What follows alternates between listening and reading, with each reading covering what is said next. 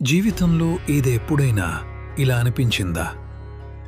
జీవితంలో ఏదో చేయాలి అనిపిస్తుంది, కానీ ఏం చేయాలో అర్థం కాక నిలిచిపోతారా?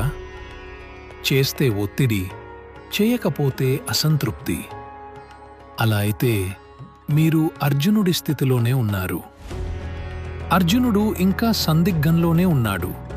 జ్ఞానం విన్నాడు, కానీ హృదయం ఇంకా స్పష్టంగా లేదు. అతను కృష్ణుణ్ణి అడిగాడు, జ్ఞానం గొప్పదైతే నన్నెందుకు ఈ కర్మలోకి నెడుతున్నావు? కృష్ణుడు ప్రశాంతంగా చిరునవ్వు నవ్వాడు.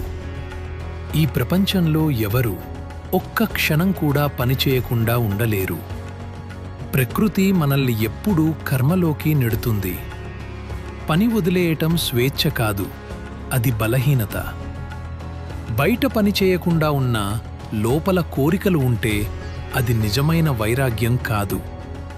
కాబట్టి నీ కర్తవ్యాన్ని చెయ్యి, కానీ ఫలితానికి కట్టిపడిపోవద్దు.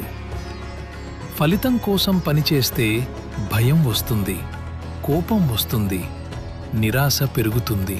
కానీ ధర్మంతో పనిచేస్తే మనసు ప్రశాంతంగా ఉంటుంది, జీవితం సమతుల్యంగా ఉంటుంది. ఈ కర్మను యజ్ఞంలా చెయ్యి, నీకోసం కాదు, లోకం కోసం. ఎందుకంటే నువ్వు చేసే ప్రతి పని ఇతరులకు మార్గం చూపుతుంది.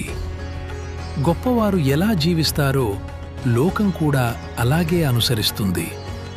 అందుకే నీ కర్తవ్యాన్ని ఎప్పుడూ వదలొద్దు. కృష్ణుడు ఒక లోతైన సత్యం చెప్పాడు. మన అసలు శత్రువు బయట కాదు, మన కోరికలే. కోరిక కోపంగా మారుతుంది, కోపం మాయగా మారుతుంది, మాయ నాశనానికి దారితీస్తుంది. కాబట్టి నీ మనసును నియంత్రించు, నీ ఇంద్రియాలను అదుపులో ఉంచు, బుద్ధిని ఉపయోగించు, నీ అసలైన స్వరూపాన్ని తెలుసుకో.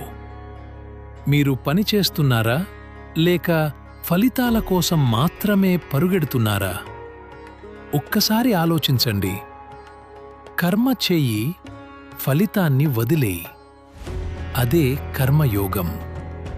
పని చేస్తూ స్వేచ్ఛగా జీవించే మార్గం. మన జీవితంలో అసలు సమస్య పని కాదు, ఆ పనికి మనం కట్టిపడిపోవడమే. అసలు యుద్ధం బయట కాదు, మన కోరికలతో మనలోనే జరుగుతుంది. ధర్మంతో పనిచేస్తే మనస్సు విముక్తి పొందుతుంది. ఇదే భగవద్గీత చెప్పే కర్మయోగం.